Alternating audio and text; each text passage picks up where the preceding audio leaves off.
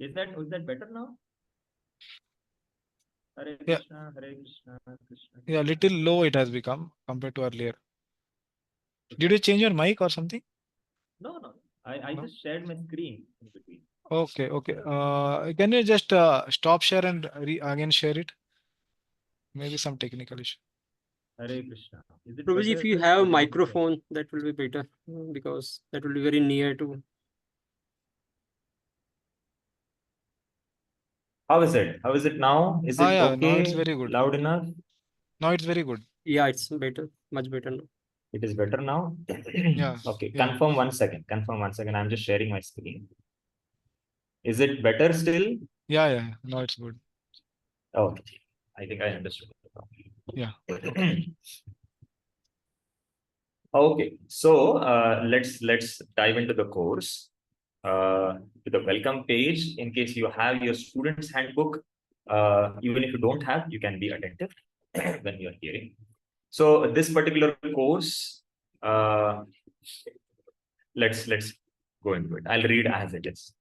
Welcome to the ISKCON Disciples course. This is your seminar handbook, which you will be using throughout the course, and which we hope you will keep and use as a reference throughout your devotional career.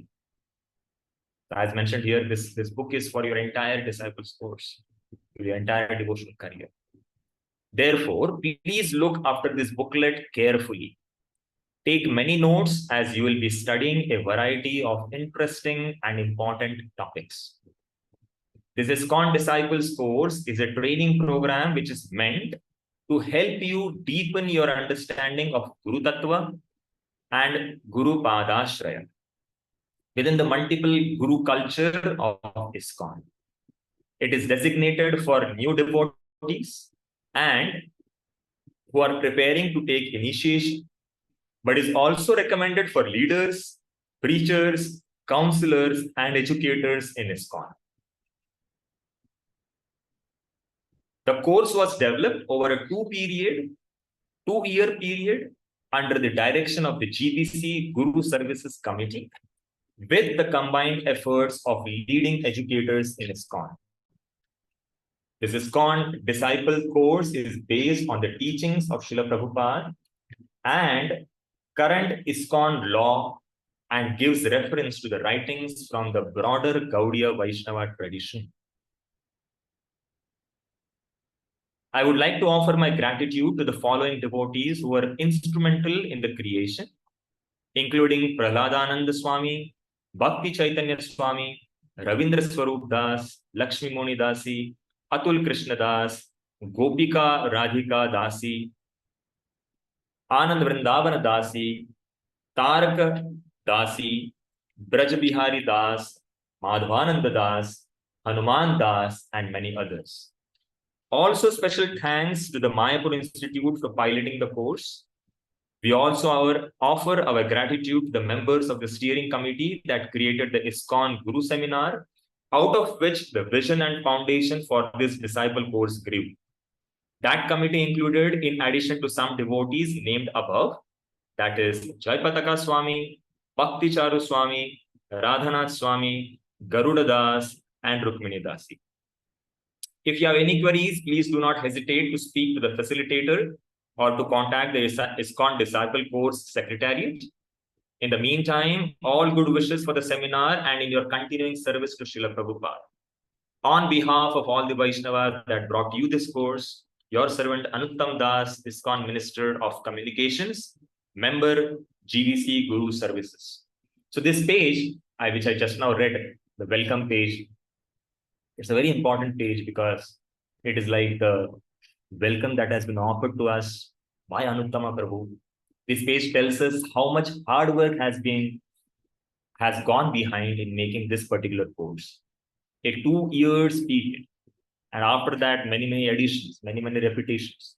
Now, somebody can ask the course, what inspired this course in the first place? I remembered hearing this from one very senior devotee. One Prabhupada disciple, what had happened was he was in Sridham Mayapur.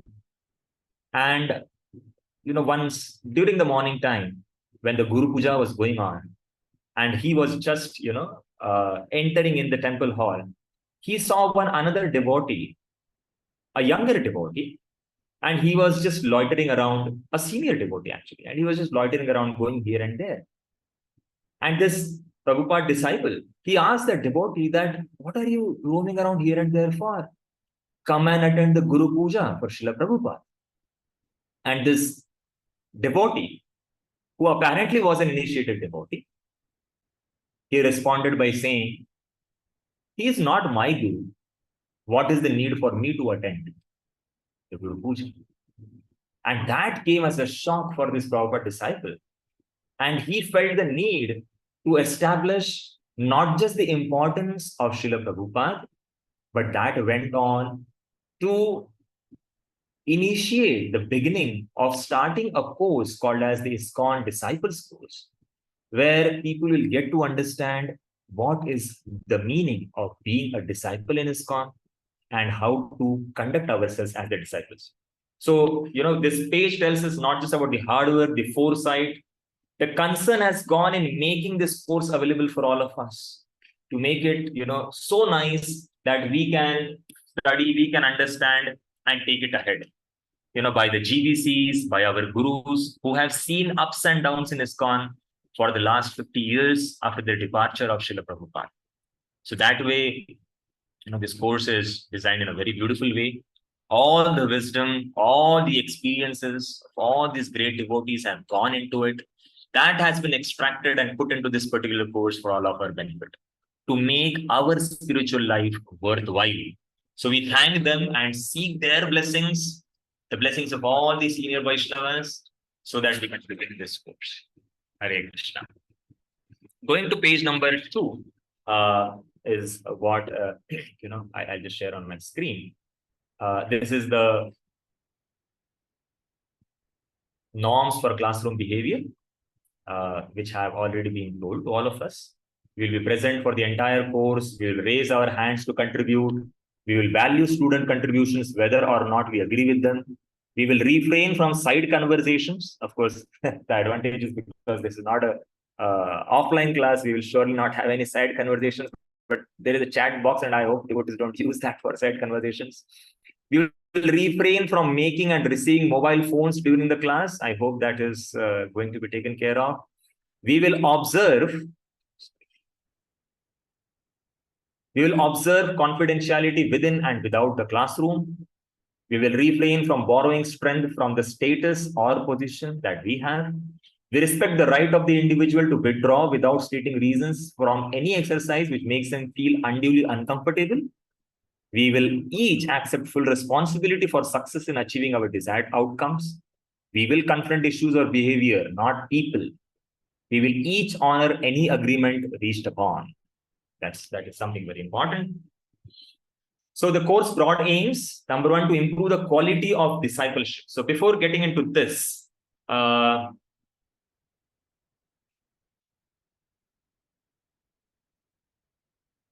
we have this thing?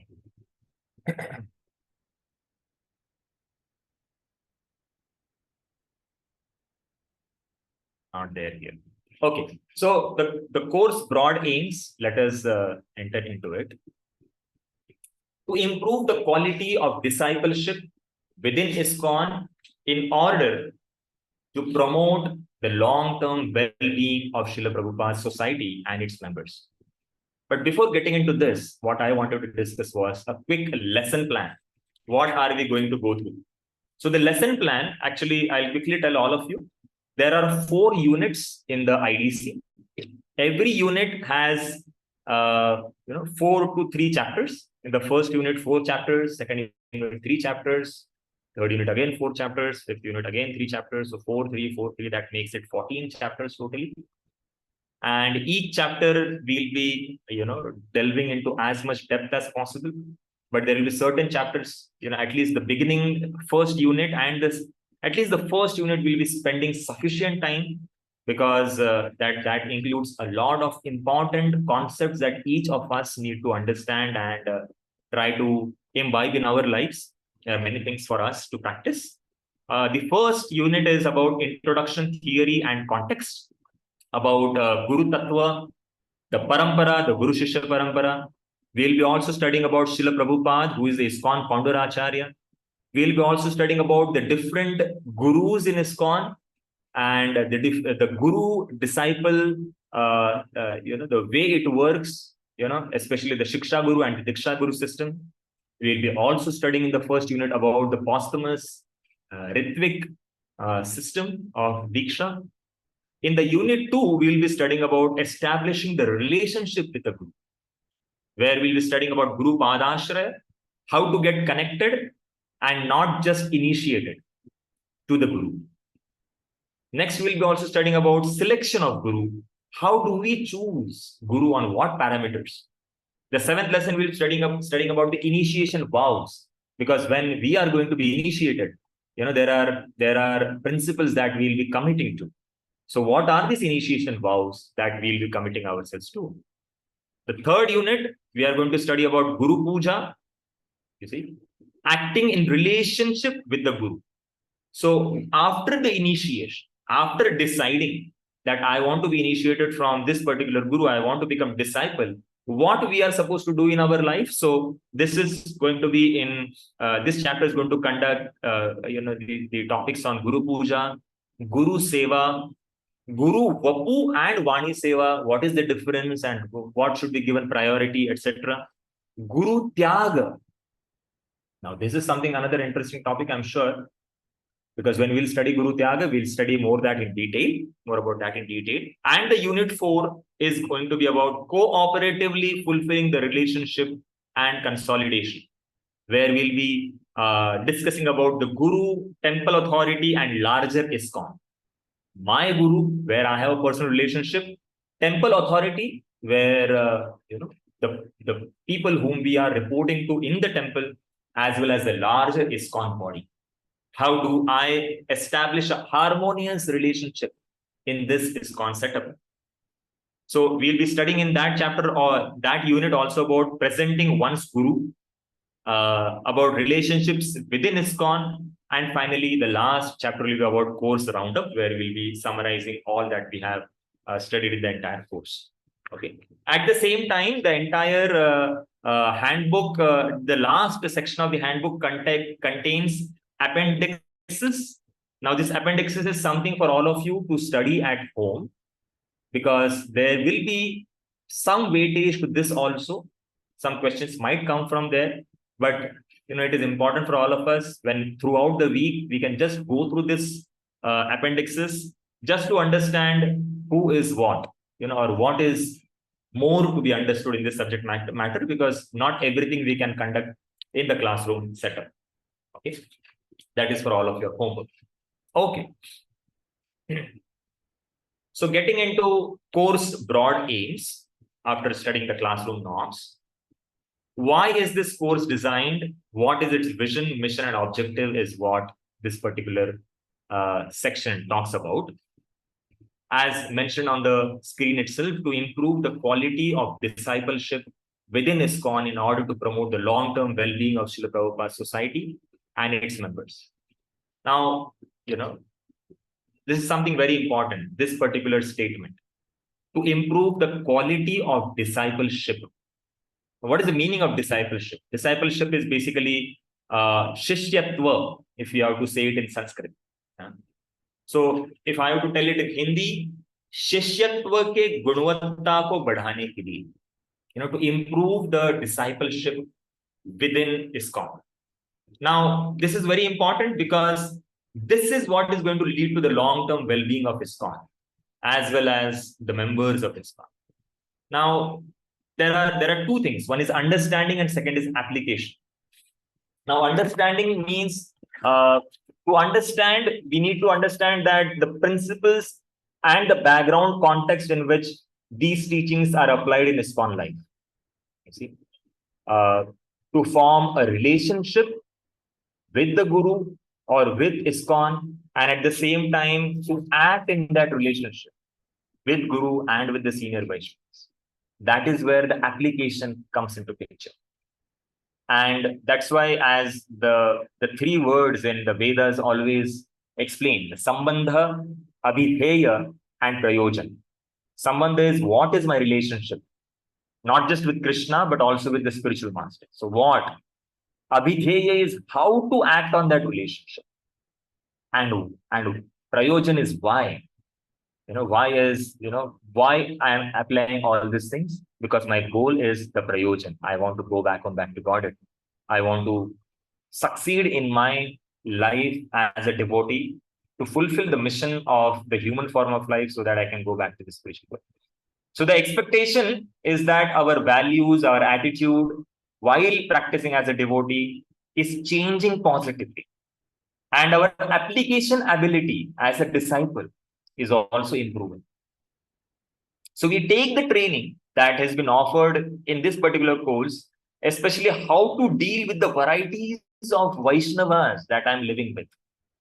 In and around me, senior, equals, as well as juniors. And varieties of situations. Because Srila Prabhupada, he always said, cooperate if you want to please me. If we want to cooperate, we'll have to learn how to cooperate with different varieties of relationships in the Vaishnava community. So, let me go to the next slide. We will achieve this by enabling students to understand the long-standing principles of discipleship as presented in the teachings of Srila Prabhupada and the broader Gaudiya Vaishnava tradition, which are applied in ISKCON. Number two, we will achieve this by enabling students to apply these principles, form spiritually healthy constructive relationships with their gurus and senior Vaishnavas, act appropriately within those relationships, develop the values and attitudes required of a disciple, cooperatively serve the Supreme and his ways representatives in order to perpetuate Srila Prabhupada's teachings and mission through both personal example and instruction. So, another important point that we need to study over here is that we need to develop on our values and our attitudes. So, this course will have certain principles and values. Let's delve into it. Number one, Srila Prabhupada as the preeminent Shiksha Guru.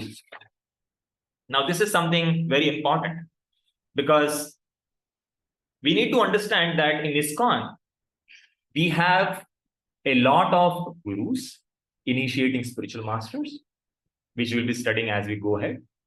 And at the same time, Shiksha Guru is the personality who gives us education and instruction while we are practicing our spiritual life. But for all time to come, as Srila Prabhupada said, for the next 10,000 years, during the period which ISKCON is going to be alive, for sure, Srila Prabhupada will always remain as the preeminent Shiksha Guru. That's number one, very important point. Secondly, allegiance to ISKCON and Parampara. Now, allegiance means loyalty. And that's why this loyalty to the Guru Shishya Parampara is very, very important. And this is what is another course principles and values. That is another thing which we are going to study. Third is respect for multiple authorities and senior Vaishnavas. Now, while living in ISKCON body, this particular aspect of multiple authorities is what we have seen and we will be seeing as we practice.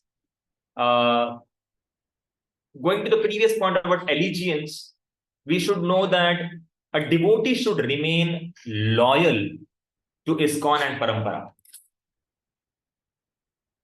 There will be situations in our practice of Krishna consciousness where somebody will be fried out, somebody will be burned because of some improper dealings. At the same time, you will find something more attractive outside ISKCON, and somebody may feel that, oh, ISKCON is not giving me what I was expecting. See, so these kinds of concerns and thoughts will come to a person's practice while one is in ISKCON. And this particular course is addressed or, made in such a way that these kind of concerns will be addressed.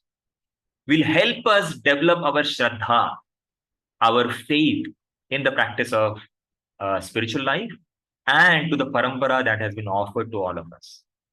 That how what we have been offered is the highest by Sri Chaitanya Mahaprabhu, and that is offered by Srila Prabhupada to us in ISKCON.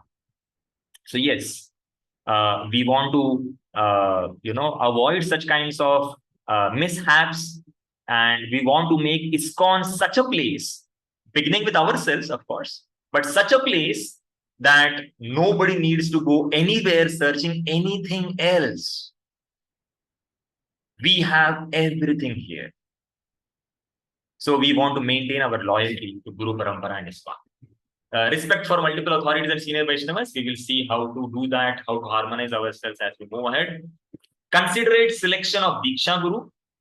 Now, there should be, as they use the word, careful or conscientious choice in Guru selection. Not sudden upsurge, bhavukta, love at first sight. I saw this particular Guru and I fell in love with him. Not like that. We have a conscientious choice. Just like if a person is getting married, there is so much background check. How is this person? How is this person's family? How that person deals with. There is so much back and forth. And then the marriage ties are tied up. Marriage relationships are tied up. Similarly, if we are forming a much more serious relationship with the spiritual master, which is going to be for the whole life, how much more serious we should be in considerate selection of a Diksha Guru. So that is what is the fourth point.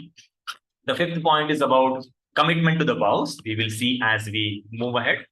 The sixth is exemplary sadhana and conduct, which all of us, wish to practice, because without sadhana, without a personal commitment to sadhana, it is difficult to, make progress in any field of life.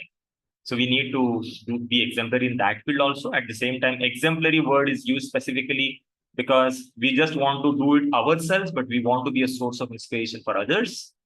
Seventh is faith in Guru's instructions, which is another very important point.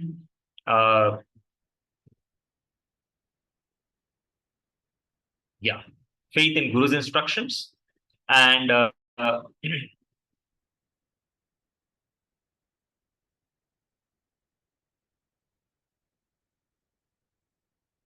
yes.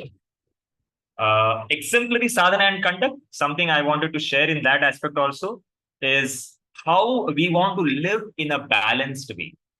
We don't want to, practice our life in such a way that, today I am, chanting 16 rounds. Oh, today I chanted 108 rounds. On Nirjala Ekadashi, many devotees must have chanted 64 rounds. So next day, abhi 2-4 din I can take a break because I have chanted for the next 3 days 16 rounds as well. Not living such a life of imbalance. So in that we need to take care. Faith in Guru's instruction. We need to understand that without Shraddha in Guru's Vani, we will not be able to follow his instruction. Eighth is inquiry, humility, and service. Now, this particular shloka, if I am sure all of you remember, comes from the Bhagavad Gita. Tadvidhi pranipadena pariprashnena sevaya upadekshyanti te jnanam jnaninas sattvadarshana. We have to pay the price to get Divya Gyan and realization to spiritual master. And that's how we can get it. The ninth one is favorable association. It is the ability to choose whom should I take association from and whose association I should not take. Because there will be many kinds of devotees in the movement.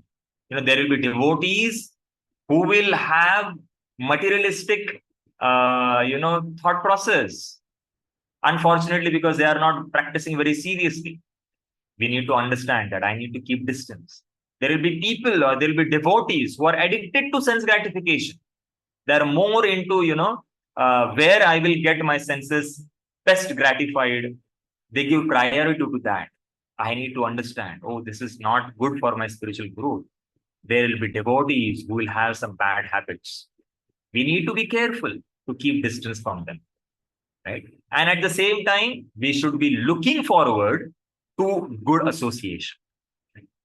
So, ISKCON, Srila Prabhupada has started to give this facility of favorable association to all of us. And inclusivity also does not mean, when we are in ISKCON, that not to open our own mutt. Just because I did not like this aspect in ISKCON, let me go and start something of my own.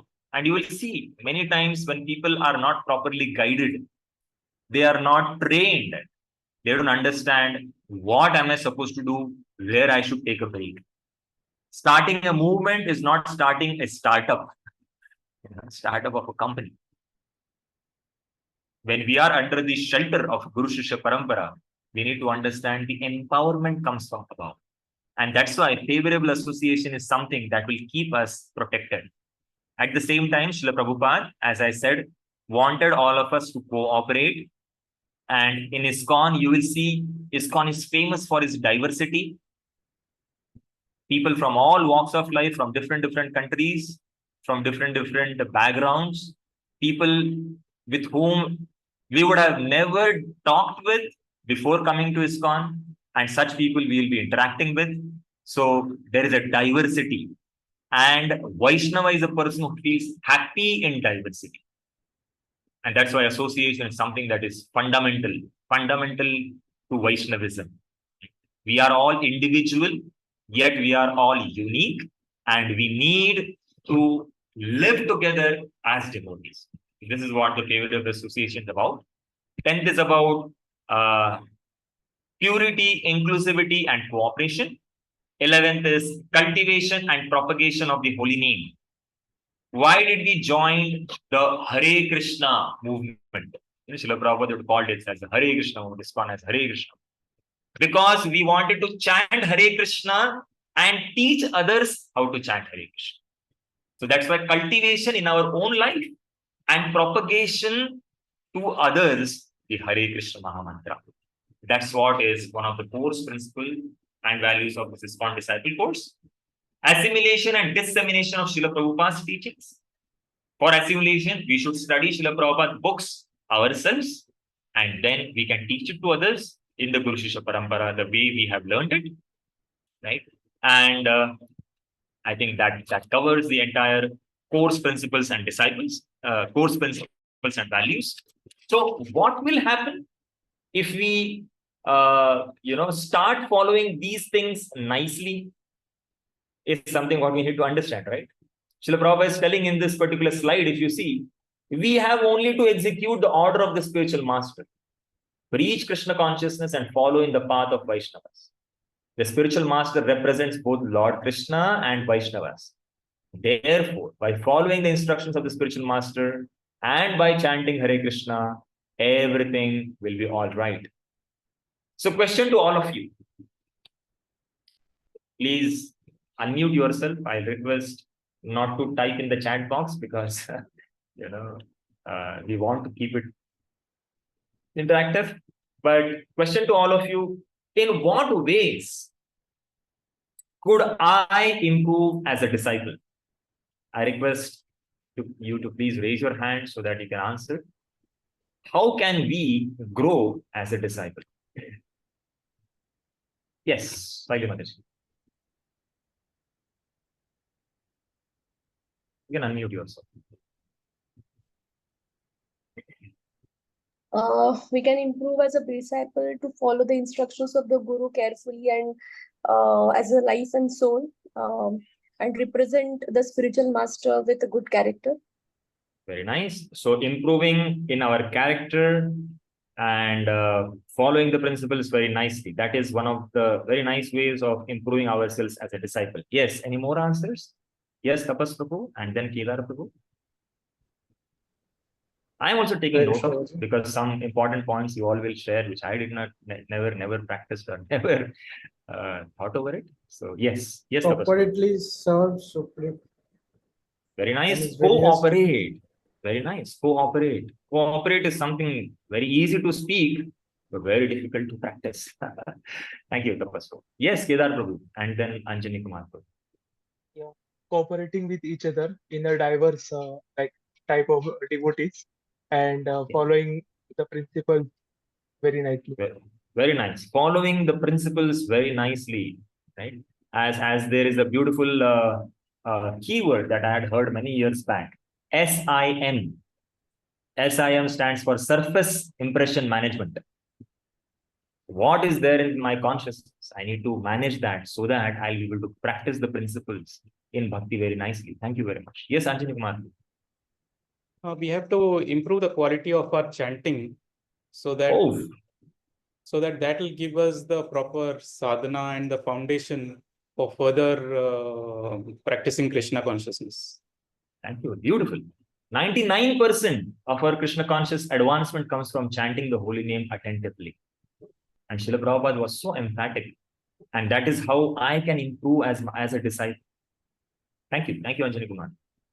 All right. Yes. Ajinkya Prabhu and then Manorama Mataji. By preaching more and more people's. Oh, very good. Very good. As a disciple, I am also, just like I received Krishna consciousness, I need to give it to others. And that's how we preach. We preach this message. Thank you. Thank you, Ajinkya Prabhu. Yes, Manorama Mataji and then Prashant Pirke. Yes, Prabhuji. Prabhuji, by following the senior Vaishnavas who is following the order of our Guru Maharaj. That's called as Parampara system. So we continue the Parampara system by ourselves following, number one. And when we follow what we have received, because they followed their superiors, I will continue the Parampara down the line. Thank you very much.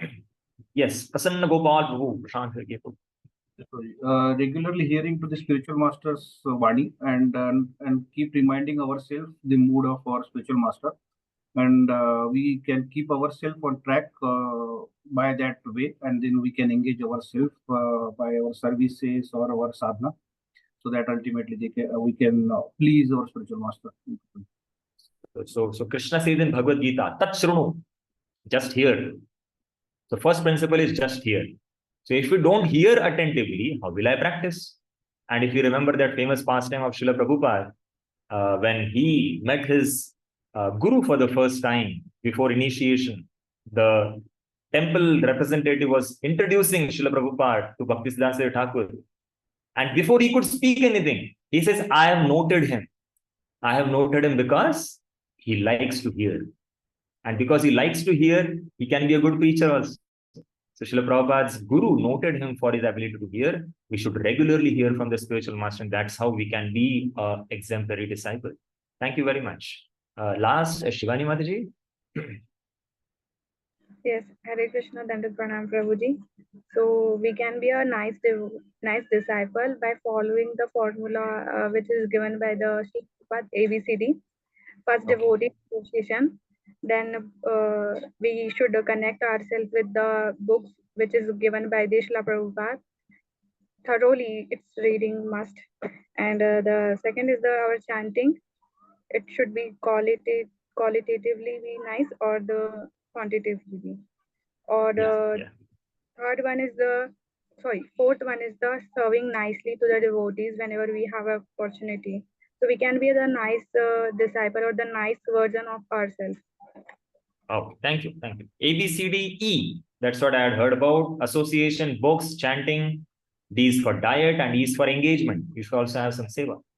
And that's how we can have wonderful disciple qualities. At the same time, there are some more points which I had noted previously. One of them is service attitude. We need to develop on our service attitude as a disciple.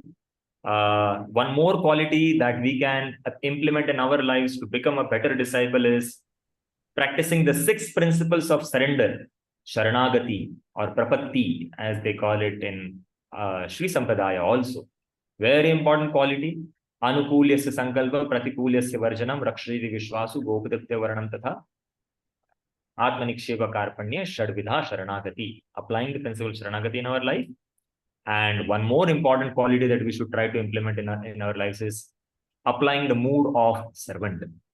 Or to put it as Srila Prabhupada says in one of his purports, the mood of servant of the servant of the servant.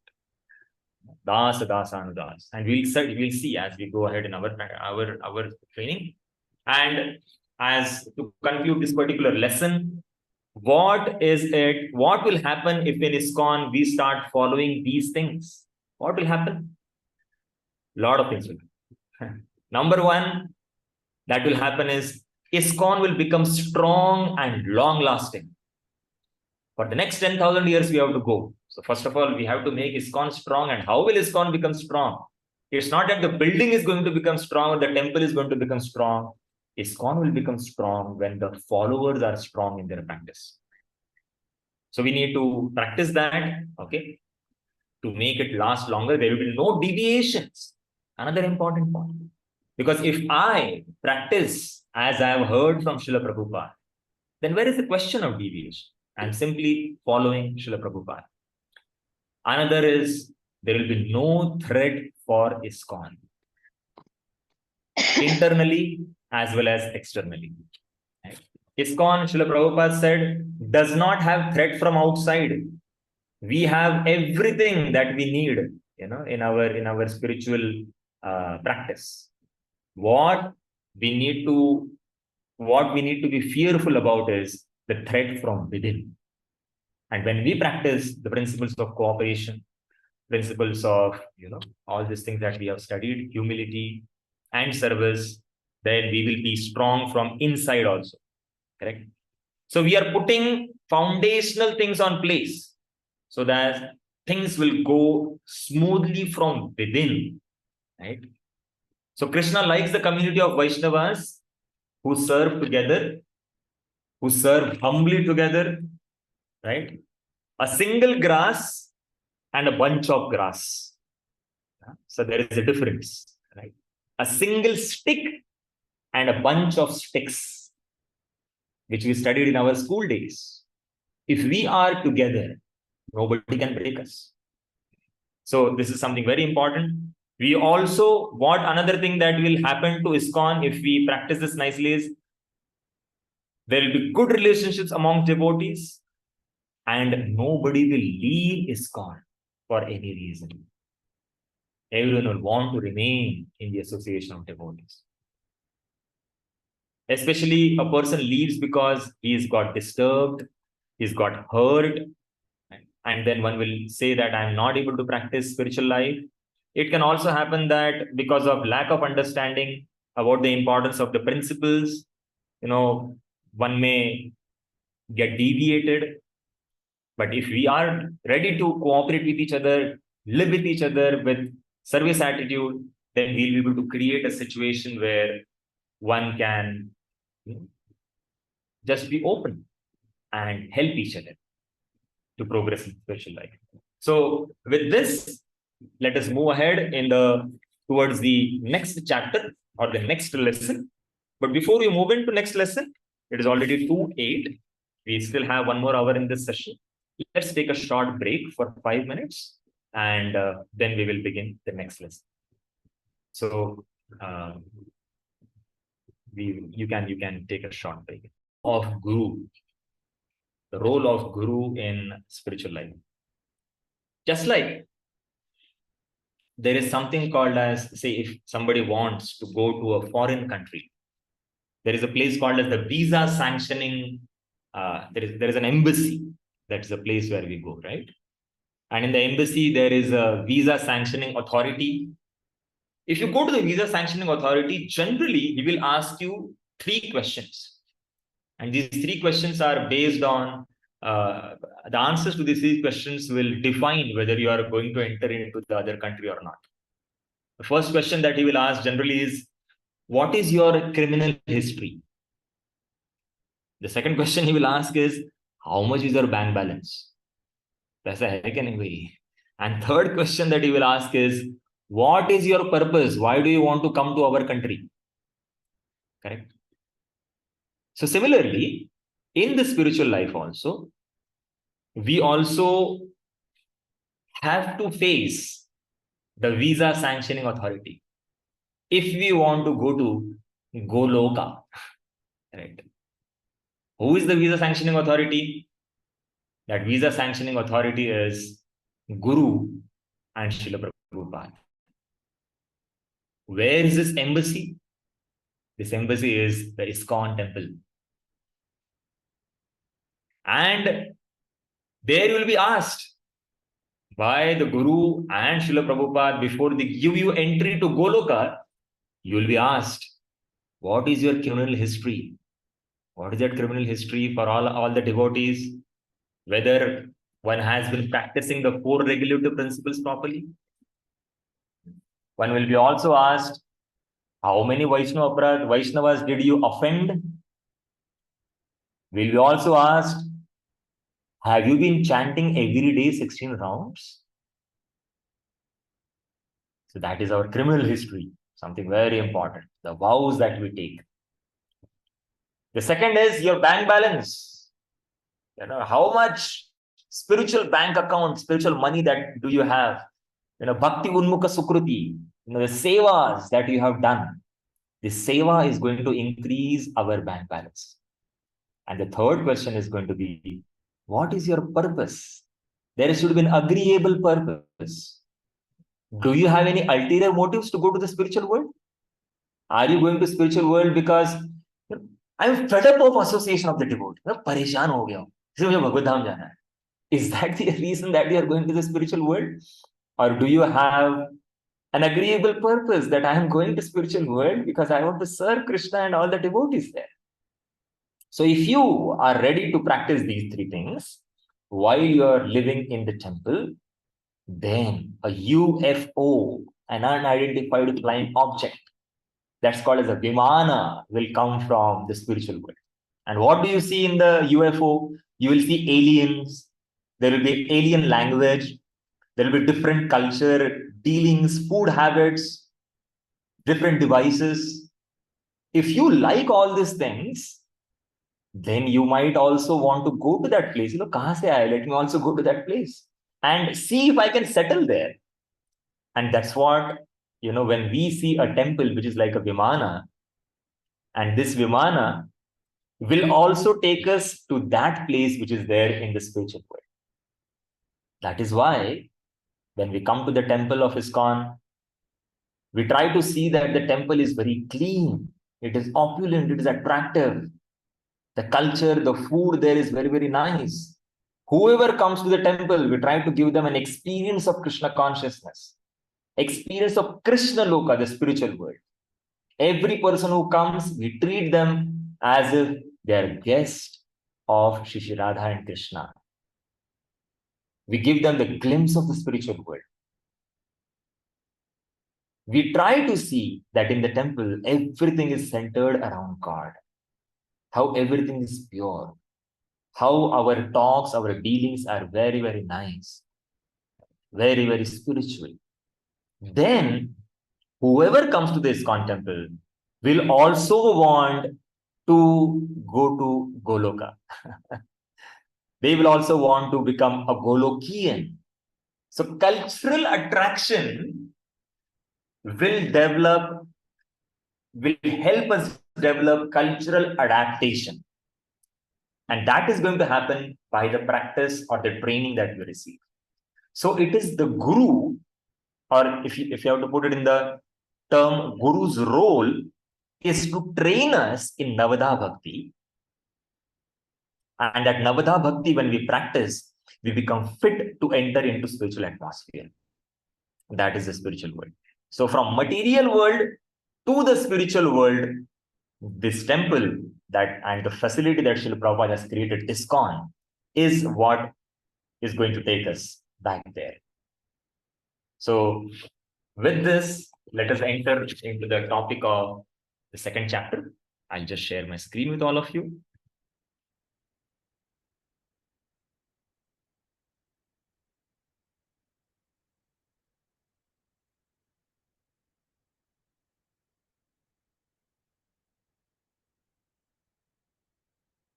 Guru Tattva and Parampara, Unit 1, Lesson number 2.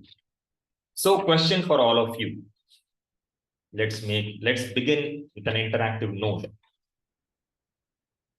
Please explain in few words or in your own words, what is your understanding about the position of Guru? You could raise your hands and respond to the answer. Yes, beginning with Saili Mataji. You will have to unmute yourself. the Guru gives the seed of devotional service to us, and is the link between all of us and Krishna. Very nice. He gives the seed of bhakti, bhakti lata bij, and he is the connection. Connection directly to Krishna or connection to the Guru Shishya Parampara, and from there to Krishna. Through Guru Shishya Parampara. The connection to Guru Parampara to Krishna. Yeah. Thank you. Yes, Gaurav Prabhu. Position is 7th verse of Mangalarati. Sakshad Haritvena Samasta Shastra. Oh, very nice, very nice. Sakshad Haritvena. So who is he? He's Hari or he's Haritvena? No, he is not Hari. He's as good as good as Hari. Thank you, thank you. You already know the principle nicely. Thank you. Guru Sakshad Haritvena. Yes. Next, Anjani Kumar. Yes. Prabhu, Guru is the representative of Krishna, and therefore we have to follow all his instructions, and as described, he's as good as Krishna. And so we have to respect him as good as Krishna and follow his instructions and try to please him. Okay, so what is the position of Guru? He's as good as Krishna. Is that what you wanted to say? Yes. Okay, thank you. Thank you. Is anyone else like to add? Yes, Prasanna Gopal Prabhu. Yeah, Guru, like Krishna empowers Guru for instructing people in general. Sometimes Guru is called Shaktavesha Avatar also. Okay, so Guru becomes a representative. Very nice. Thank you. Any more points? Yes, Shivani Mataji. Yeah, Hare Krishna Prabhuji. So Guru is the someone who literates ourselves in Krishna consciousness and who give us knowledge about Krishna, who give us the knowledge about the world, who give us the knowledge about ourselves, and give us the knowledge how to deal with this world in Krishna consciousness. Okay, he gives the knowledge about us, he gives the knowledge about Krishna. Basically, he's the person who trains us in our spiritual life. Very nice. There are some more things that I had noted down when I was trying to understand the position of Guru, about Guru especially. So number one is, he's the super soul's manifestation outside, right? The Paramatma in the heart, who is acting as the Chaitya Guru, comes out to guide all of us. And that's how he's called as, the Guru, the super soul's manifestation. Another point that I had noted was, he brings us from darkness to light. Om Ajnanati Mirandasya Jnananjana Shalakaya. He shows us the path to spiritual progress. Already, few of you mentioned that point. He connects us to Krishna and teaches us about Krishna. He shows way to Krishna. He himself practices the control of 6 urges. Right? Nectar of Instruction, shloka number 1. All of you remember? Right? Vacho vegam manasa krodha vegam jivha vegam udaropastha vegam etan vegan yo vishaheta dhira sarvan api mam prithivim sashishya. He can make disciples all over the world. That means he's practicing the 6 urges. Right? And a guru is basically an acharya. Who is an acharya? Acharya personally practices and teaches through his example. He is not just a orator or a speaker, but he practices in his life and teaches. And that's what makes him a guru. So that is something very important for all of us to remember. He teaches, trains, guides, engages us in Krishna's service. Right? So that is something very important. So let us get into the topic. Thank you all very much for responding to the answers so well. The Guru is offered first the respectful prayers. Vande Guru. And Guru, Bahuvachan, plural number, that many Gurus. But they are not many. They are one. Guru Tattva. This was spoken by Srila Prabhupada in a lecture given on Sri Chaitanya Charitamrita Adi Leela 1.1. So, Prabhupada is telling here very clearly, the Guru is offered the first respectful prayers. So, there is a beautiful shloka that comes in Chaitanya Charitamrita, Adi Lila 1.45. Guru Krishna Rupa Haya Shastrera Pramane Guru Rupe Krishna Kripa Karena Bhakta Gane. The translation of this shloka is, according to the deliberate opinion of all revealed scriptures, the spiritual master is non-different from Krishna. Lord Krishna, in the form of the spiritual master, delivers his devotees. So we know from this shloka that only Krishna can deliver, not any other demigod, be it Shiva, be it Brahma, be it anybody else. It is Krishna who can deliver us, and Krishna delivers us through his devotees. And that's why the relationship of a disciple with a spiritual master is as good as his relationship with the Supreme Lord. This is what Srila Prabhupada writes in the purport to Adi Lila 1.4.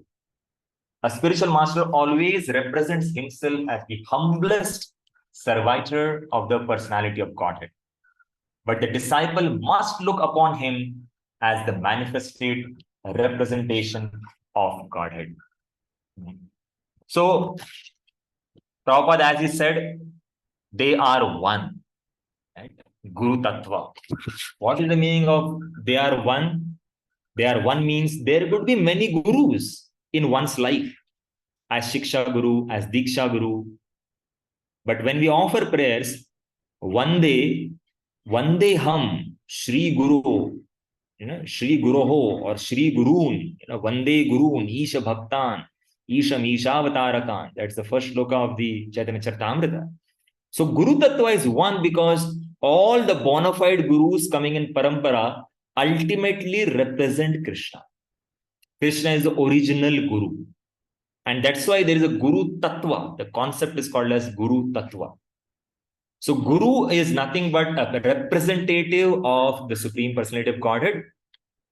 Why they are called as the representative of Supreme Personality of Godhead? Because all are repeating the message of Krishna. Krishna wants that all living entities should come back to him, and all the gurus are having the same mission. That is the mission of the Lord. That is to bring everybody to the spiritual world. And that is why Guru Tattva is one. There can be multiple gurus in the Guru Tattva. All gurus repeat the same message of Krishna, and all gurus represent Krishna. This is something very important. Okay, so Guru Tattva. Srila Prabhupada is explaining here in Srimad Bhagavatam 7.15.26. Sakshat dharitvena samasta shastraihi. This is enjoined in every scripture. Acharyam mam vijaniyat. One should consider the Acharya to be as good as the Supreme Personality of Godhead. In spite of all these instructions, if one considers the spiritual master an ordinary human being, one is doomed. Something very powerful Srila Prabhupada is speaking. So, going to the previous slide, I missed something that I will quickly share, and then we'll come to this particular topic. The relationship of a disciple. So, Guru and Shishya. Who is a Guru? Guru is a person who thinks himself as a servant of God, and a Shishya respects that Guru as good as God. So Srila Prabhupada, one time, there is a beautiful pastime of Srila Prabhupada. One time he had come to a particular country. And as soon as he came on the airport, one reporter came up to Srila Prabhupada and he put the mic to Srila Prabhupada and asked, Swamiji, how is it that your disciples are giving you such costly cars? It seems the car was Rolls Royce. Very costly car. And Srila Prabhupada said, what is this car? This car is made of tin. I am the representative of God. They should bring me a car made out of gold. And Srila Prabhupada, when he said that, devotees were wondering. Now, did Srila Prabhupada speak this out of pride? Not actually. Because Srila Prabhupada actually is a representative of the Supreme Lord. As far as the disciples are concerned, they should offer respect to Guru as good as Krishna, as if I am meeting Krishna face to face. That's the kind of relationship a disciple should have, or the respect that a disciple should have for Guru. And on the part of Guru, Guru doesn't demand. But if given all this kind of respect, he uses them in service of Krishna. And that's what makes Guru so special. So, how Guru and Krishna are same is what we saw in this particular section. Sakshat Dharitven, the previous slide which we I think, this is according to the deliberate, the Lord Krishna in the form of spiritual master delivers his devotee. So Guru and Krishna, in that sense, Sakshat Dharitven, they may be same, but how is it that Guru and Krishna are different? Let us try to see. Sakshat Dharitven samasta shastrehi. And I just read this. So Guru and Krishna are different because Guru is Jiva Tattva and Krishna is Vishnu Tattva. So, Prabhupada studying here, 11.17.27, Acharya Mam Vijaniyat. That Acharya has to be given as much respect as myself.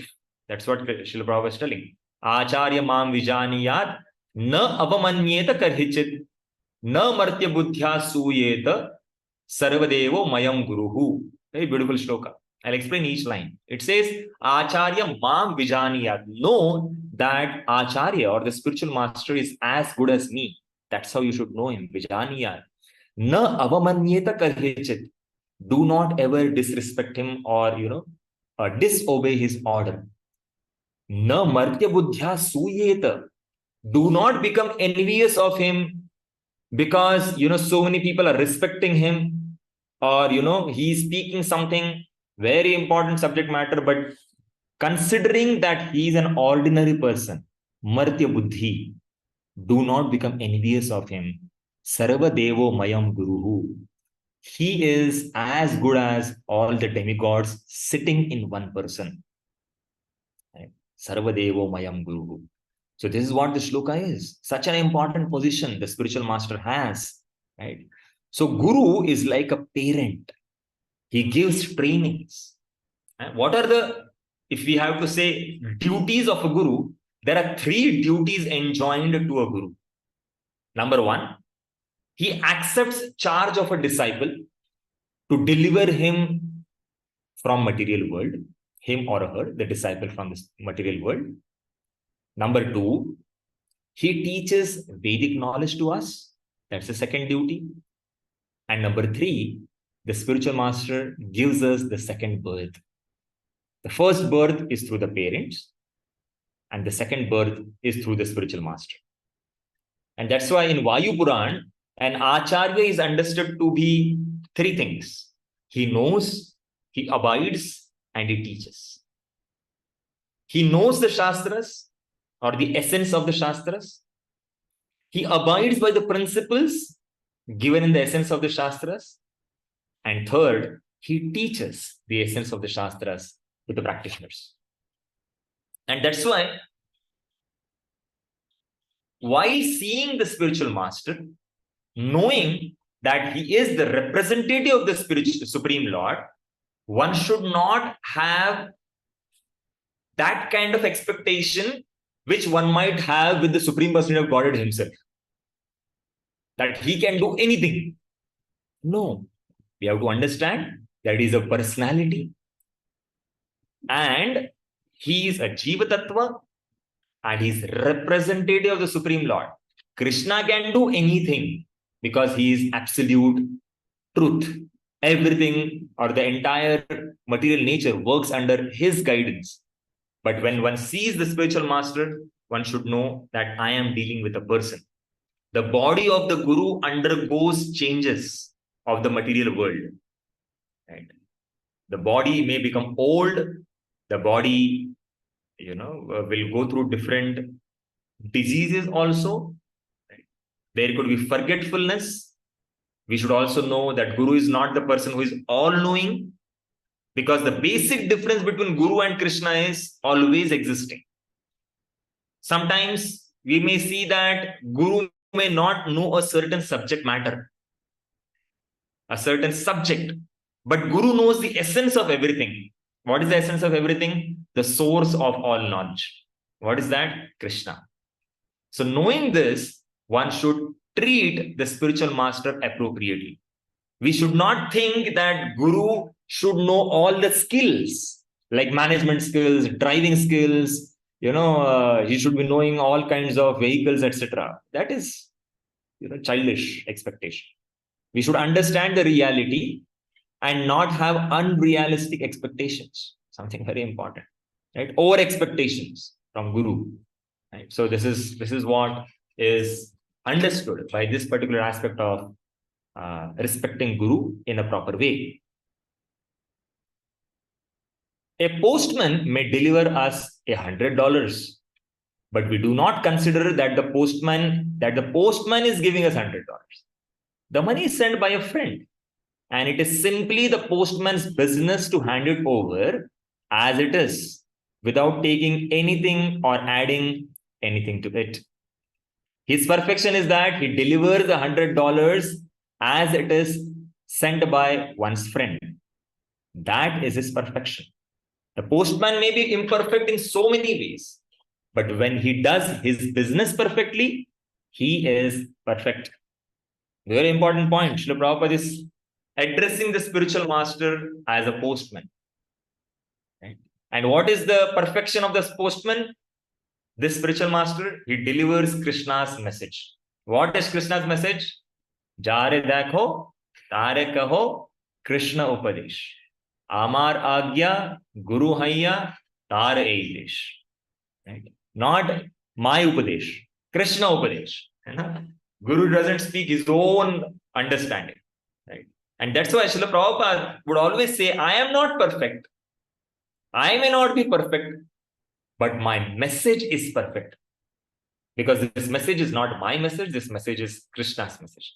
So the perfection of Guru is in repeating the message as it is.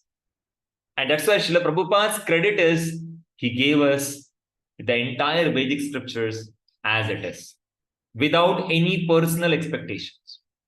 Right? That is what makes him a Guru. Okay. Let's move to the next aspect. Generally, the spiritual master comes from the group of such eternal associates of the Lord. But anyone who follows the principles of such ever-liberated persons is as good as one in the above mentioned group. A person who is liberated Acharya and Guru cannot commit any mistake. But there are persons who are less qualified or not liberated, but still can act as a Guru and Acharya by strictly following the disciplic succession. Something very important for all of us to understand what is the position of a Guru. Right? The position of a Guru is, we need to have a realistic expectation. Right? That's why Srila Prabhupada, one time he was asked the definition, or not the definition, Srila Prabhupada was asked by somebody, could you please tell how many pure devotees are there in your movement? And Srila Prabhupada looked behind towards one disciple and he asked, how many members are there in ISKCON? And he said, Srila Prabhupada, 5,000. And Prabhupada looked at the reporter and said, we have 5,000 pure devotees. So we need to understand that anybody who has taken shelter of the Guru Shishya Parampara and he's strictly following the principles in his life, he is potentially a pure devotee. And that's why he's as good as pure devotee, because he is obeying the instructions as it is. So Prabhupada says, if you follow a pure devotee, then you also become a pure devotee. I'll read something that is there in my notes. It's also there in your handbook. Persons who are less qualified or not liberated still can act as a guru. This is from the statements of Thakur Bhakti Vinod. The statements of Thakur Bhakti Vinod are as good as scriptures because he's liberated, Nitya Siddha person. Generally, a spiritual master comes from the group of such eternal associates of the Lord. But anyone who follows the principles of such ever liberated persons is as good as one in the above mentioned group. Right? I just read this for all of you. Another place it is said, if you follow pure devotee, then you are also pure devotee. It may not be one is 100% pure, because we are trying to raise ourselves from the conditioned life. But if we strictly follow the pure devotee, then we are also pure. So far that is pure. So pure devotees does not mean one has to become immediately 100% pure. But if he sticks to the principles that we will follow a pure devotee, then his actions are, he is as good as a pure devotee. Right? So that is something very important. So just like you take an iron rod and you put the iron rod in fire. So after some time, the iron rod becomes fiery. It acts as good as fire. And just like fire can burn anything, this iron rod also has the capacity to burn anything. Similarly, when the spiritual master or any living entity, he agrees to follow the principles given by the spiritual master, by the association of the spiritual master, the follower also becomes a spiritual master. And he also has the ability to deliver others. Another analogy that can be taken into consideration is just like a mango. A mango may be kacha, but an unripe mango, when it is connected to the tree, by the nourishment that is coming from the tree, the kacha mango also becomes pakka mango. And this is what is the qualification. Okay. Somebody raised hand. Gaurav Rathod, did you raise hand? One more analogy is there, that iron rod and fire. When put in fire, it becomes as good as fire. Yeah, that's what I just mentioned that analogy. Thank you for reminding all of us. So this is something very important. Okay, now let's go to the next slide. Types of guru. Another important section. So there are two types of guru, which we all know. These are the primary types. There are a few more types. Let us take one by one. Types of guru. Number one is Diksha Guru. And here are the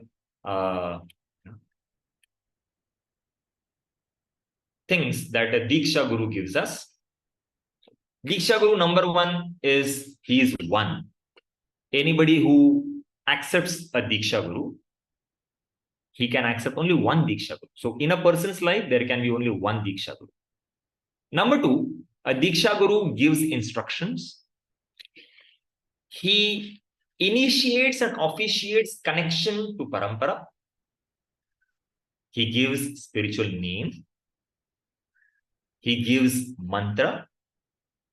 That's why he's also called as Mantra Guru. Then he accepts disciples' vows. And lastly, he removes disciples' sinful reactions at the time of initiation.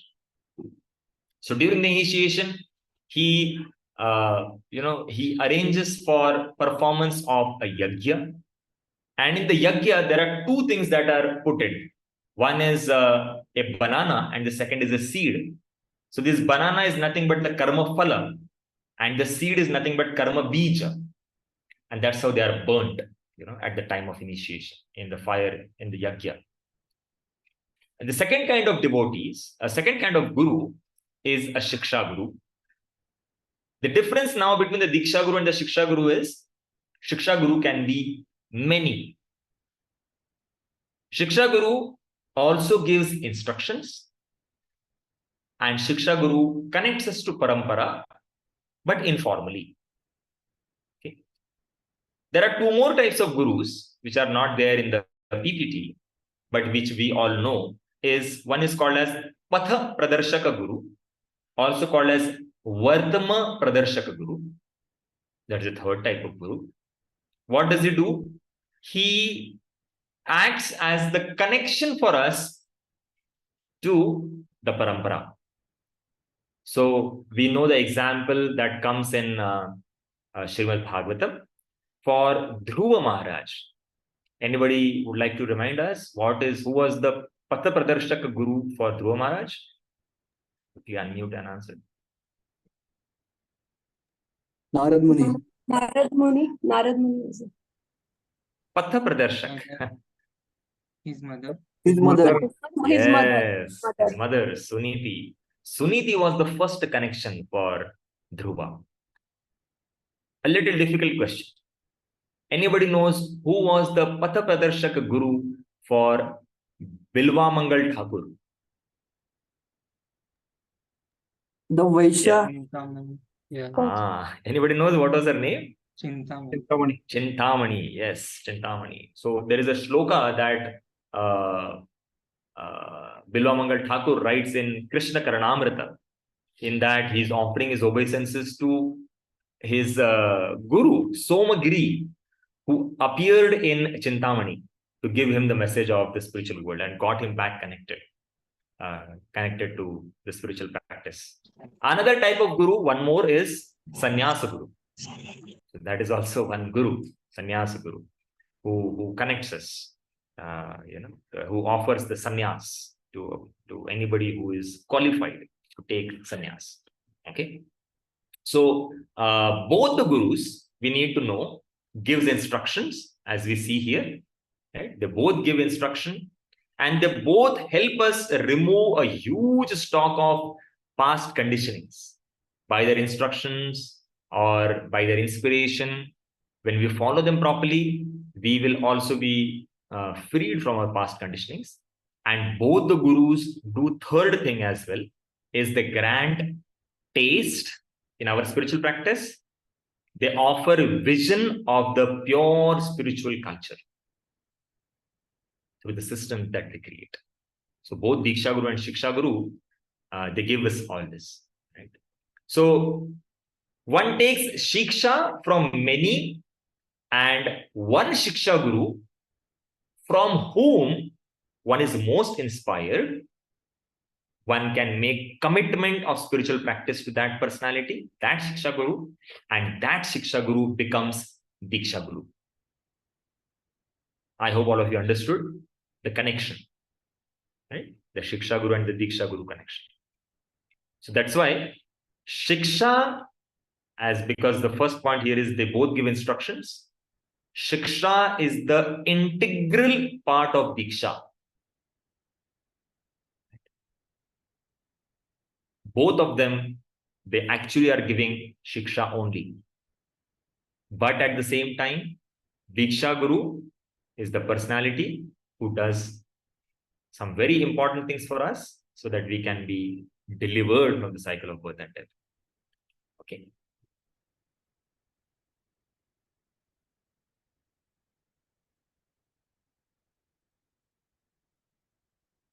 Equal and identical manifestations of Krishna. The Guru who first initiates one with the Mahamantra is to be known as the initiator, and the saints who give instructions for progressive advancement in Krishna consciousness are called instructing spiritual masters. The initiating and instructing spiritual masters are equal and identical manifestations of Krishna. although they have different dealings. Okay. So before discussing on this subject, there are some more things that are given in our handbook. Number one is no limit to the number of instructing spiritual masters. In case you have your handbook, you can refer that. Mantra Guru Arajata Shiksha Guru Gana Tahara Charana Age Kariye Bandana. I offer my respectful obeisance that the lotus. Mahar Prabhu, can you mute your mic? Yes, Prabhu.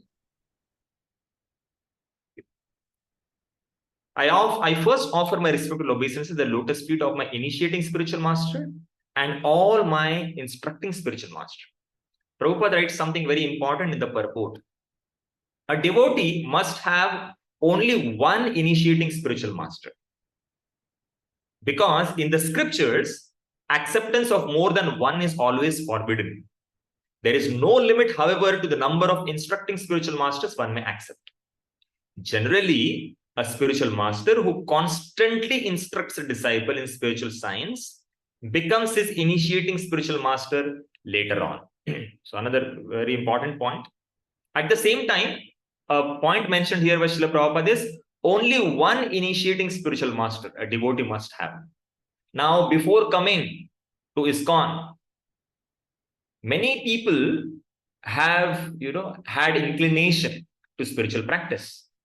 And that's why, because of our inclination, we might have accepted some guru from some other sampradaya, or we can say upper sampradaya, a person who might be preaching Mayavad, who might be preaching something upstart. And what do we do in such a condition? So we understand from this particular statement that one need to have only one initiating spiritual master. Then what about now, my situation? So we understand from the instructions of Srila Prabhupada that in such cases, such a guru who was not genuine can be also rejected. There is no harm to accept a bona fide guru, because the previous one was anyway a quack. He was anyway not a bona fide guru. So we can reject him and accept a proper bona fide initiation. Okay. I'll read ahead. Prabhupada's writing. Now, so what we just now read, let's enter into that. So Prabhupada is writing here, the initiating and instructing spiritual masters are equal and identical manifestations of Krishna, although they have different dealings.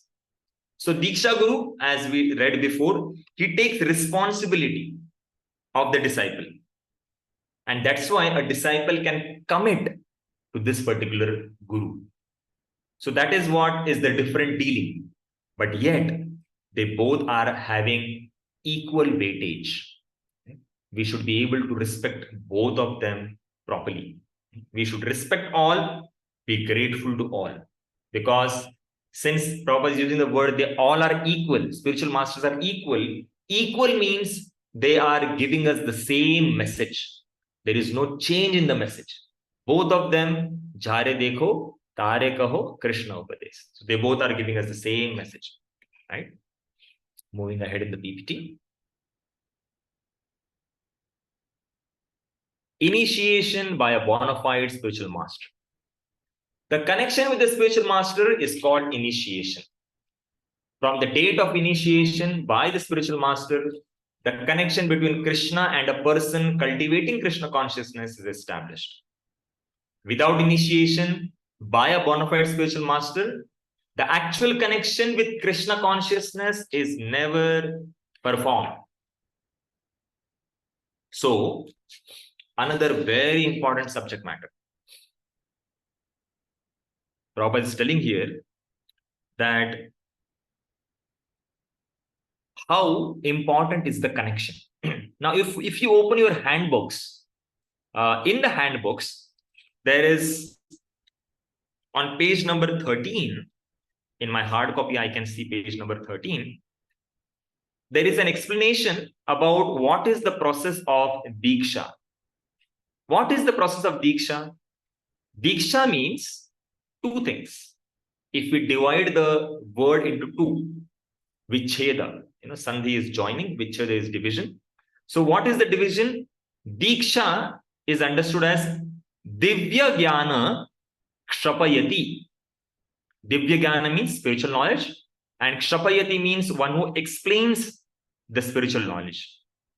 That is called as Diksha at the process, at the time of initiation, right? At the same time, one who destroys at the time of initiation the ignorance, right?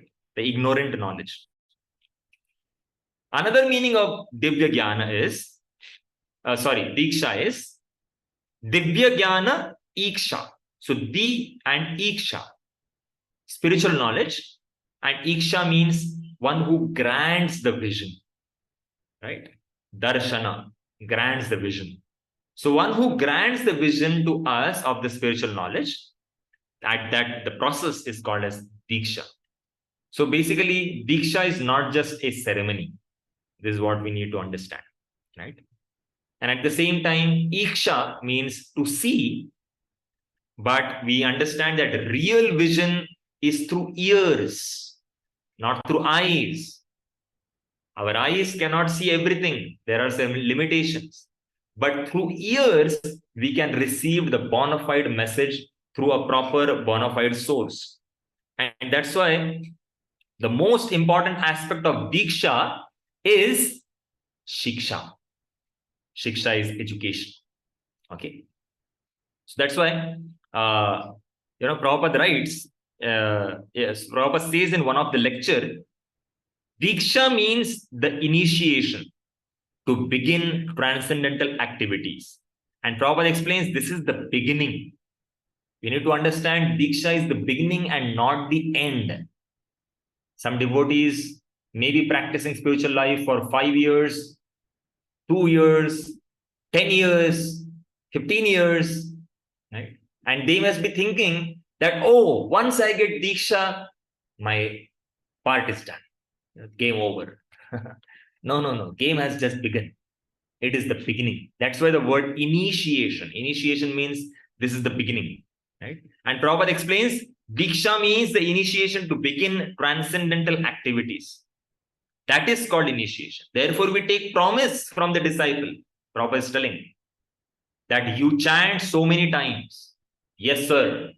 You observe these rules and regulations. Yes, sir. That is initiation. He has to observe. He has to chant. Then everything comes automatically. Right? So we take these two vows. Vows at the time of initiation. Rules and regulations and chanting. Yeah.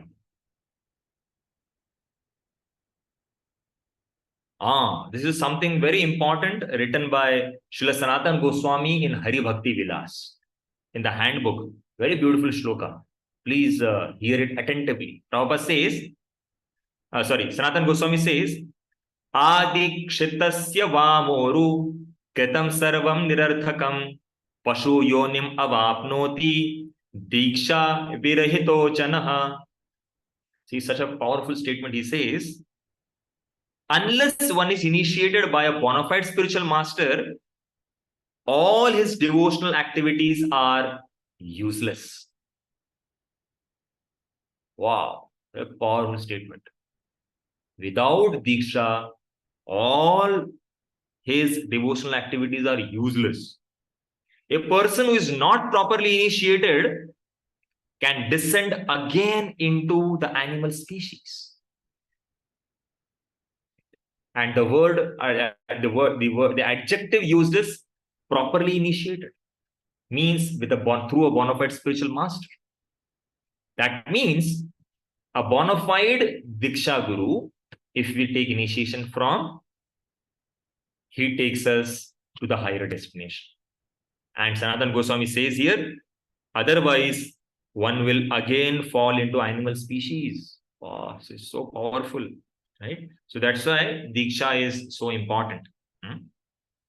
And as we just now read, The connection with the spiritual master is called initiation. So when we connect ourselves to the spiritual master, it is official process of Diksha. Okay. So Diksha, I would like to read something for all of you, which I had taken notes when I was doing my IDC. The process by which transcendental knowledge is disseminated and the process that grants spiritual vision to the disciple. What is a spiritual vision? To see things as it is, to see things as they are in spiritual perspective, or that which gives us freedom from past sinful reactions, past sinful karmic account. So no one can become suddenly serious in our spiritual practice, right? It needs time. So one should live like an initiated disciple. It is expected that one lives like an initiated disciple at least for a year. So when one starts chanting 16 rounds, minimum an year. And nowadays in ISKCON, practically all the gurus have taken it as an unspoken norm, minimum 3 years since you have started chanting 16 rounds. What do you do in this 3 years of practice? You live like an initiated disciple. That means there will be lots of ups and downs in our life. Surely there will be lots of ups, but there will be lots of downs also. Our health will be down. Our family situations will be down. Our economic situations will be down. But in all these situations, my spiritual life should not get hampered. So this 3 years period is the time when we live like an initiated disciple, so that when we are initiated, we are ready to take the next step, right? So just like before, even taking a certain level of education, higher education, we prepare ourselves. If one wants to do graduation, he has to pass till 12th standard, and then one takes admission into graduation. So there is a pre-preparation that is done. Similarly, during the initiation also, one has to do this net practice. The net practice that one does in cricket before getting onto the field. Similarly, we are currently doing net practice before we get initiated Diksha. Right? So before Diksha, we are practicing to become good warrior. Because at the time of Diksha, Maya will officially recognize us as her enemy. Very bold. So Maya is, we are practically going to challenge Maya. मैं निकल रहा हूं यहां से. And Maya is going to tell, अच्छा तो मुझसे बच के भागना चाहता है? देखती हूं मैं कहां भागता है. So when we are going to take initiation, Guru is going to empower us. But at the same time, it is our responsibility to obey the instructions given to us by the spiritual master. Because Maya itne jaldi chhodne wali nahi hai, right? So that's why we need to be careful in our practice. Okay? So at the time of initiation, what happens to us? Let us discuss a little bit on that.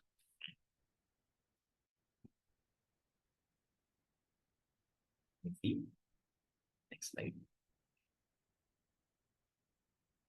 This is going to come very soon. Yes, before that. Okay. On the previous slide.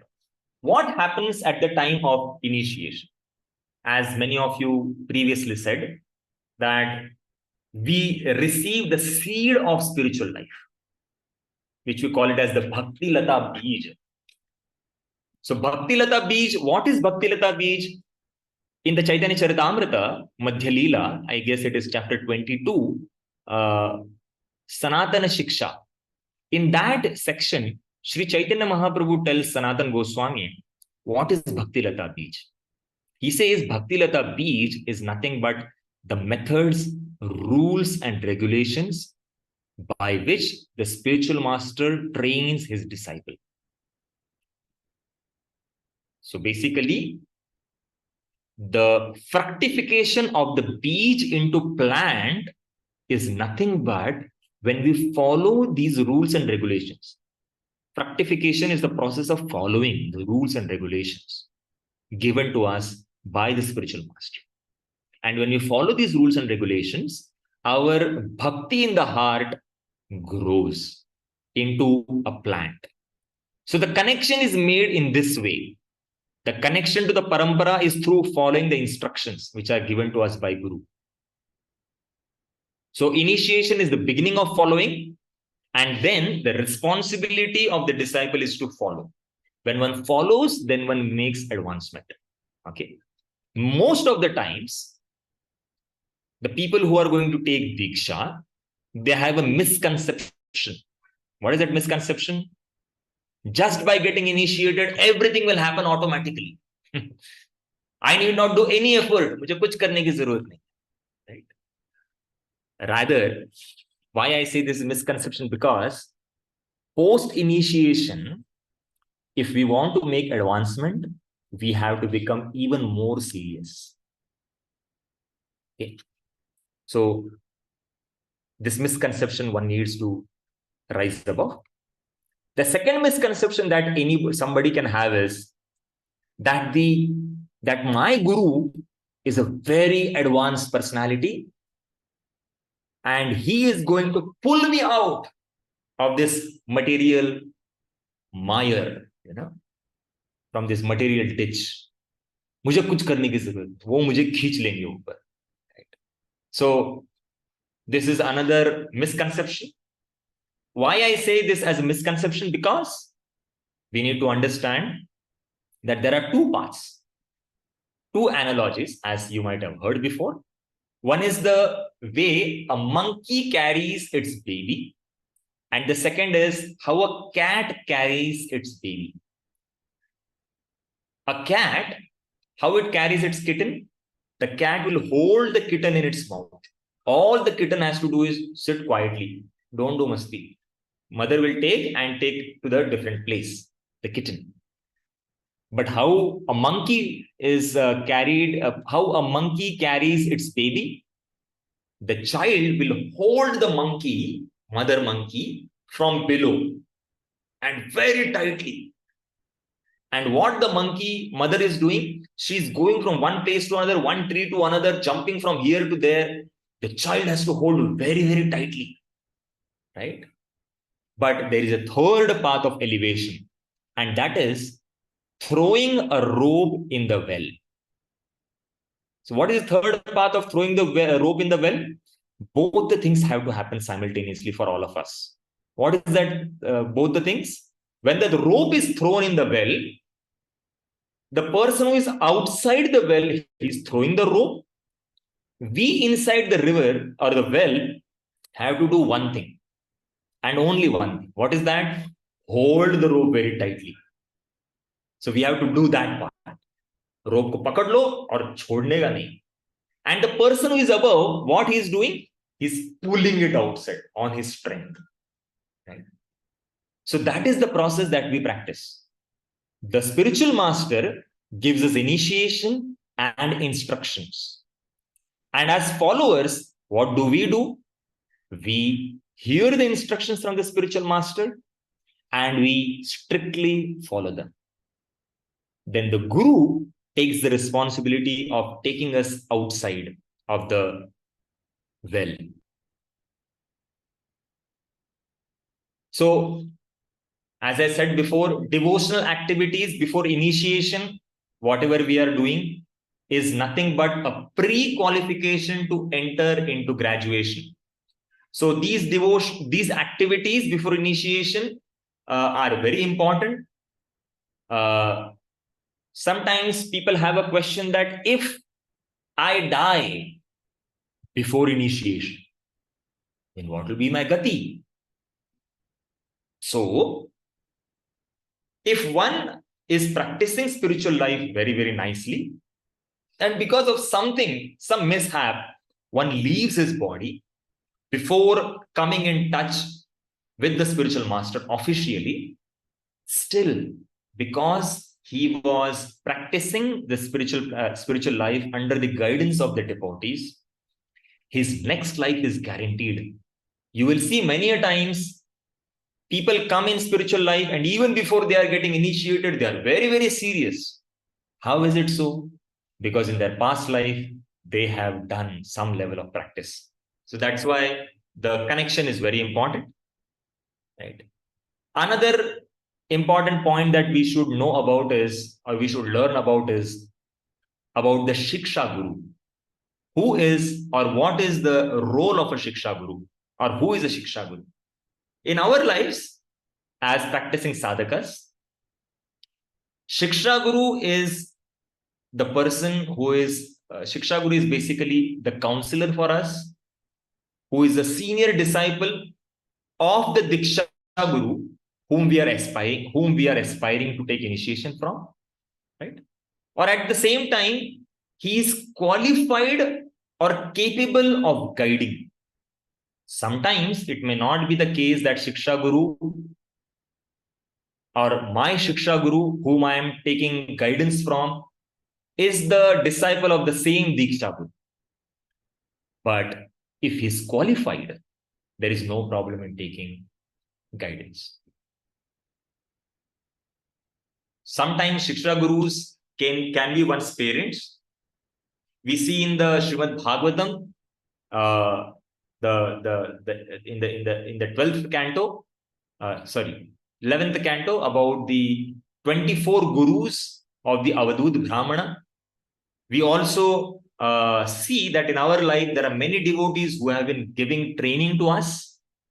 And now, because ISKCON is such a global organization, in our temples we have so many varieties of Prabhupada disciples and different gurus disciples who come and give us guidance. They all are qualified to become Shiksha Gurus for us because they're training us in our practice. But at the same time, inspiration from many, following one is the pattern that we follow in our progress of spiritual life. His Holiness Shivaram Swami Maharaj, to explain this, he says there are two types of Shiksha Guru. Types, not people, but types. Which are these two types? Number one is a committed Shiksha Guru, and second is a non-committed Shiksha Guru. So what is the committed and non-committed Shiksha Guru? Committed Shiksha Guru is the person who takes your responsibility, or somebody to whom you commit yourself to. But a non-committed Shiksha Guru is the person who gives inspirations without giving any commitment. You practice this and he leaves. So that's what is a non-committed Shiksha Guru. So in the concept of, when I was talking about the misconception that the elevated Guru will take me out, one point or one example I just remembered is about Dhruva Maharaj. We see that Dhruva was only 5 years old when the entire incidents happened at his home, where he decided, under the guidance of his mother, that I am going to the forest and I will achieve the Supreme Lord. So when he was going to the forest, on the way, Narada Muni came. And what did Narada Muni do? First, Narada Muni tested Dhruva, whether he is really ready to surrender. And when Narada Muni tested him, he instructed Dhruva what to do. And he left. Right? He told Dhruva, you go to the forest, you sit by the side of a fresh river water, and you do practice in this particular fashion. And Narada Muni left. And see the commitment of Dhruva. All that he had received as instructions from his guru, he just went to the forest, and on his own, whatever he has received as instructions from his guru, he followed very strictly, very sincerely. And within 6 months, because of his sincere practice, he could achieve the shelter of the Supreme Lord. So, It is the responsibility of the disciple after receiving the instructions to follow the instructions very carefully. Sometimes one may not get the association of the Diksha Guru. Right? Sometimes Diksha Guru may go back home, back to Godhead after giving you initiation.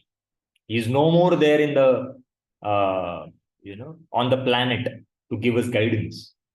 And the disciple is left behind in the material world. Then what? So we need to understand that the original Guru, the Adi Guru, who is the Adi Guru? Adi Guru is Krishna. That's why we say Krishnam Vande Jagat Guru. So Krishna is the Adi Guru, the original spiritual master. And Krishna, as the compassionate father, makes arrangement for Diksha Gurus and Shiksha Gurus. So it is, they both, Diksha Guru and Shiksha Guru, are nothing but they are representatives of Krishna only. And that's why, depending on our situation, Krishna takes the responsibility of arranging somebody to guide us. At the same time, it is our responsibility to accept the person who is coming in our life as a representative, and depending on the guidance offered, we practice our spiritual life in such a way that we make advancement. Right?